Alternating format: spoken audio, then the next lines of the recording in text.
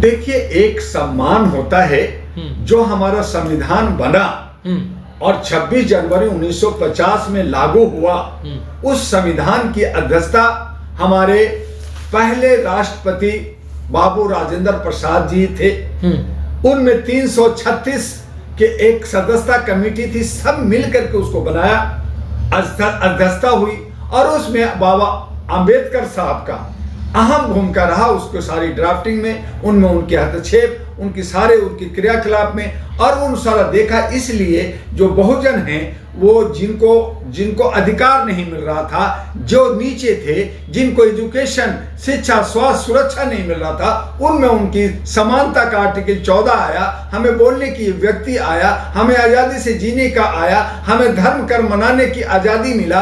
हम सब मिलकर करके एक हैं का एक सारा संविधान के अंदर एक सिस्टम बना। वो सारा जो अंबेडकर जी ने इस सपने देखे या उन्होंने काम किया, उस आधार पर उनको एक आइकॉन मानती है, उनको एक भगवान या एक बड़ा अपने को मानती है। और हर आदमी जिसको हम आइकॉन मानते हैं या हम भगवान मानते हैं, चाहे वो पत्थर हो, चाहे कुछ भी हो, लेकिन अगर मेरी आस्था है तो आस्था पे कोई भी ठेस पहुंचाएगा, कोई भी अपमान करेगा तो उसका विरोध होगा। और यही वजह है कि आज भारत का 141 करोड़ में कमोबेश 100 करोड़ बाबा अंबेडकर को आइकॉन और आदर्श मानते हैं। और उनके अगर खिलाफ कोई बोलता है तो वो अपमान सबका है। वहां पे जो पार्लियामेंट के अंदर जो बैठे हुए थे, जो अमित शाह की बात सुन रहे थे, उनका भी अपमान हुआ, उनको भी आवाज उठाना था, उनको भी विरोध करना था। तो इस तरह से ये अपमान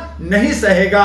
कभी आप मूर्ति हटा देते हो, कभी अपमान में गाली देते हो, कभी किसी को आतंकवादी कह देते हो, किसी को अलगाववादी कह देते हो, तो क्या पार्लियामेंट के अंदर आपका यही आचरण, यही आदर्श रह गया है? तो देश को और विदेश को आप क्या परोस रहे हो, ये आप तय करोगे। लेकिन जनता अब आपकी चालबाजी में, आपकी धोखेबाजी में, आपके इस तरह का जो सोच है उसका विरोध करती है, इसका खंडन करती है और मांग करती है कि जिस उद्देश्य से, जिस दायित्व को आपको निभाना है, उस दायित्व का निर्वहन कीजिए और नहीं तो गद्दी छोड़ दीजिए। रिजर्वेशन की अगर हम बात करें तो क्या इस देश में अभी भी रिजर्वेशन की जरूरत है?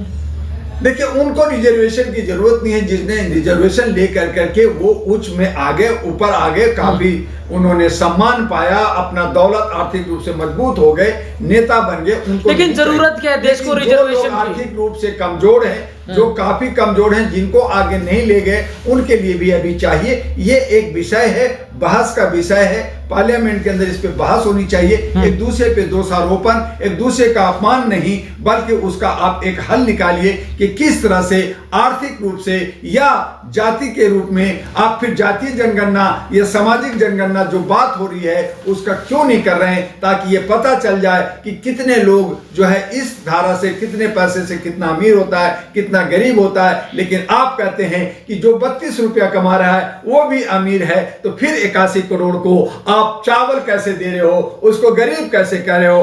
आपका ही राजपत्र, आपका गजट कहता है कि भारत के अंदर 6 करोड़ गरीब है, तब 81 करोड़ को कैसे दे रहे हो? तो ये सब बेवकूफ बनाने का है, ये सब धंधा पानी है, ये सब लूट है, ये सब जो है घोटालाबाजी है। और इस पे जनता खामोश इसलिए है कि जनता को सिर्फ वोट का अधिकार, वो भी वोट की चोरी होती है, बाकी जनता का कोई अधिकार नहीं है। जनता जनार्दन खाली कहलाता है, लेकिन जनता से ज्यादा नीच और जातीय रिजर्वेशन से आपको नहीं लगता क्या स्टूडेंटों के बीच में बहुत बड़ा भेदभाव होता है? जो अपर कास्ट के जाति, उनको तमाम रिजल्ट आने के बाद भी सिलेक्शन नहीं होता, तो नहीं लगता कि यहाँ पे बदलाव होना चाहिए? ये सब क्रीम लेयर और यही जो है नफरत, यही जो है चोरी, यही जो है डकैती हो रहा है कि आप जो है अपने समुदाय को आगे बढ़ाते, बाकी को आप नहीं बढ़ाते।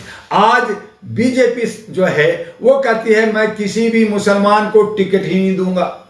मजबूरी में, जहां पे कोई दूसरा हो ही नहीं सकता, आप जो है मजबूरी में किसी को आप दे देते हो, वो भी आपका गुलाम अगर है, आपका तलवा चाटता है तो दे देते हो। तो ये जो है जात, धर्म और कर्म में हमारा जो सिस्टम को बदल दिया गया है, तो ये अब सेकुलर देश नहीं रहा। जो धर्मनिरपेक्ष भारत कहलाता था वो नहीं रहा। अब ये तानाशाह हो गया, अब हिटलरगिरी हो गया, अब मनमानी हो गया, अब लूट खसोट हो गया, अब डकैतों चोरों का हिस्सा हो गया। और इसीलिए हम भगवान ऊपर नहीं बल्कि मस्जिद के नीचे ढूंढ रहे। अमित शाह को माफी मांगनी चाहिए, बिल्कुल मांगनी चाहिए, और नहीं तो इस्तीफा दे देना चाहिए। अगर मोरल रूप से अगर अच्छा सच्चा आदमी होता तो इस्तीफा दे देता, लेकिन जहां पे उनको लाज और लज्जा ही नहीं है वो इस्तीफा क्यों देंगे? लेकिन उन पे एक्शन जरूर होना चाहिए, माफी जरूर अपने जो है। आपको डर नहीं लगता आप लगातार पीएम मोदी के खिलाफ और अमित शाह के खिलाफ, केजरीवाल के तमाम आरोप लगाते हैं, बाइट देते, डर नहीं लगता? जर्नलिस्ट महोदय, डर तो हर एक को लगता है। मनुष्य जो है वो डरा ही होता है। वो एक आदमी जो कभी भी वो मर सकता है, क्योंकि हम लोग जो है आजीवन जीने वाले नहीं हैं, हमेशा जिंदा रहने वाले नहीं हैं। हम सब कहीं ना कहीं बर्बाद होने वाले हैं। लेकिन सच सच होता है। सच की आंच देर से पकती है, लेकिन पकती जरूर है। जीत उसी की होती है। और आत्मा कि अगर संतुष्टि चाहते हैं और परमात्मा को अगर आप प्राप्त करना चाहते हैं तो आपको सच के साथ रहना होगा। तभी आप मानव कहलाएंगे, तभी आप मनुष्य कहलाएंगे। और हम लोग मानवीय मूल्यों पे काम करने वाले लोग, हम लोग सच्चाई के साथ जाना चाहते हैं। हमें असुर नहीं बनना है जो झूठ बोलते हैं, जो परपंच करते हैं, जो गलत राह पे चलते हैं, जो सच को दबाना चाहते हैं, उसको असुर कहा जाता है, दानव कहा जाता है। यही हमारा जो है संस्कृति है। और संस्कृति को छन्न भिन्न करने के लिए ये जो परपंच करते हैं, ये चंद करते हैं। आज हमें जाना है, कल उन्हें जाना है, सबको जाना है। इसलिए हमें बंधुत्व का और सामाजिक सौहार्द का एक रास्ता लेके चलना चाहिए और मानवीय मूल्यों के लिए सच्चाई के साथ देश की उन्नति और समृद्धि के साथ आगे बढ़ना चाहिए। तभी हम आने वाले बच्चों के लिए मुस्तकबिल, उसके भविष्य बेहतर बना सकते हैं। और ये डॉक्टर दुआ 38 वर्षों से मानवीय मूल्यों को आगे बढ़ाने के लिए देश विदेश में, भारत के 36 राज्यों में, भारत से बाहर विदेशों में 17 देशों में लगातार काम कर रहा है। मानवीय मूल्यों को अलग जगा रहा है। रहा कि सत्ता जो विधायक का जो गंदा हो गया है, उस नाले को साफ करने के लिए भी हमें आज जरूरत आन पड़ी है कि इसमें अच्छे लोग जाएं और अपने देश को बचाएं, लोकतंत्र को बचाएं। इसलिए अहरा नेशनल पार्टी एनपी आई है और उसका एक ही उद्देश्य है कि लोकतंत्र को सुंदर और खूबसूरत बना करके इसका व्यवस्था को बदल करके हम समृद्धि की तरफ आगे बढ़े, जो ये लोगों ने ध्वस्त कर रखा है।